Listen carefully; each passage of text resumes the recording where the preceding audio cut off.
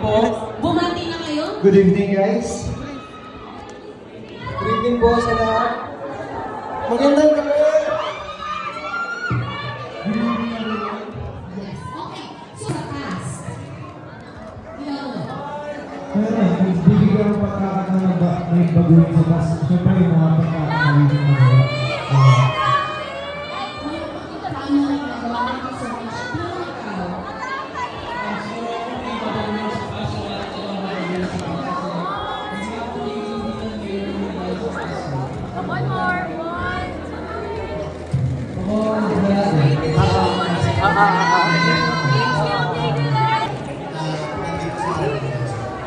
Copy-paste lang po talaga sa akin. Ito po yan. Hindi ko po naranasan yung mga naranasan ko dati. Looking forward din naman later. Salamat. And also, we have here live on the red carpet, Katie Lex! Hello! Hi, Zen! Hi!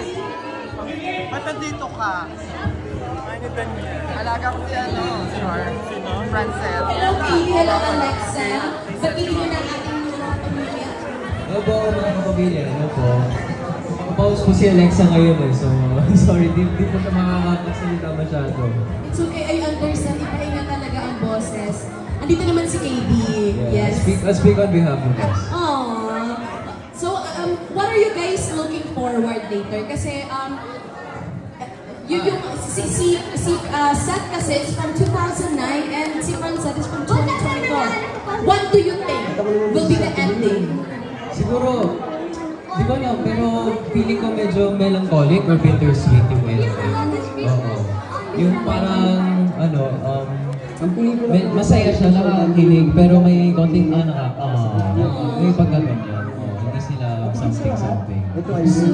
Di ba? Baka nga eh, no? That's also something that we're looking forward. What's your message for Francine since it's their first movie together? Oo nga, Seth, Francine, sobrang proud kami ni Alexa sa inyo.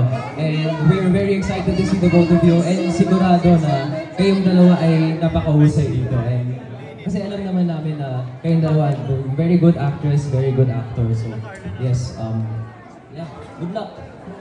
Francine, I'm so proud of you, and syempre pati kay Seth, sa Francet, we're very proud, we're very excited kami ng mga supporters ninyo. And nandito lang din kami bilang kaibigan nyo na laging susuporta sa mga ginagawa din ninyo. We love you, love team! Sige, love team, ipapaubaya mo na kay Seth.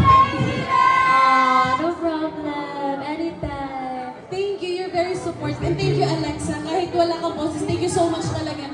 Sige na, hindi ko na muna kayo masyadong tatanong. Ipahinga mo na muna yan. Thank you, Katie and Alexa. Ayan. Once again, let's give it up for Katie Lex! Grabe na. Tama din yung, may point din si Katie. Actually, baka daw yung this is a feel-good movie for all. Kaya dalhin nyo na ang buong pamilya at manood ng My Future You starting December 25, 2024, ilang araw na lamang po yan. And this is, of course, produced by Regal Entertainment. And this is, of course, makakasama din nila dyan. Mira Mula. And this is directed by Director Santo Aquino. Ayan. I'm the singer behind the OST of My Future You. Again, alam ko nasabi ko na to before sa'yo, pero congratulations talaga. Like, legit. Congratulations. Anong nararamdaman mo na ilang araw na lang? I'm sorry? Chris Santo Aquino is?